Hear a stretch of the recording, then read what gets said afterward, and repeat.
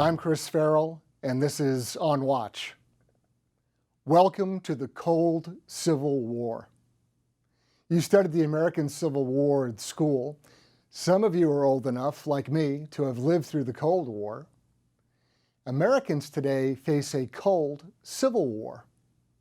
Armed groups are not yet engaged in open combat, but the country is fracturing in dramatic ways, sometimes too dramatic. There are media figures in front of television cameras in a near perpetual state of fear and anxiety, and they hope to contaminate you with the same hysteria.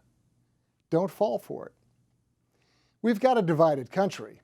The coastal party of the recently defeated Hillary Clinton, New York, Los Angeles, and a cluster of other urban centers, versus the rest of the United States. Clinton won approximately 487 counties to President Trump racking up 2,626 counties nationwide. It's not just Republican versus Democrat or conservative versus liberal, it's establishment versus them. Here are a couple of great examples. Just yesterday, Bill Kristol, a leading neocon and founder of the Weekly Standard magazine, posted to Twitter, quote, "Obviously strongly prefer normal democratic and constitutional politics. But if it comes to it, prefer the deep state to the Trump state," close quote. While Chuck Todd, the so-called political director of NBC, tweeted in response to President Trump's press conference, quote, "This not a laughing matter. I'm sorry. Delegitimizing the press is un-American," close quote. That's quite a convergence, isn't it? Bill Kristol and Chuck Todd. One openly rejects our Republican form of government. The other claims that the just elected President of the United States is un-American because he vigorously refuted false and misleading press reports. So much for the Constitution and the First Amendment. Here's another true anecdote from just this past week. A good friend's spouse is an attorney here in Washington for a government agency. There was a large conference of several agencies concerning resource management issues.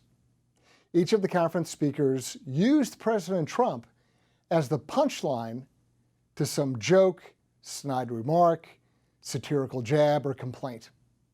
In a sterling example of a Washington, D.C. groupthink, the audience all dutifully chuckled and clapped like trained seals. Condescension and disdain for the president hung heavily in the room. One brave woman had the temerity to ask a pointed question about implementing President Trump's policies. A thundering silence came over the conference room. Throat clearing ensued. The conference speaker spent some time examining his shoes. I guess one just doesn't do those things in official Washington.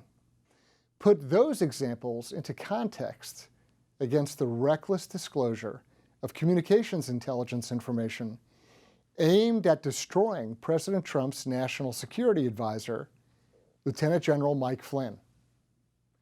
We're supposed to believe that anonymous government officials care so much for the nation's security that they exposed highly classified compartmented information against the former director of the Defense Intelligence Agency?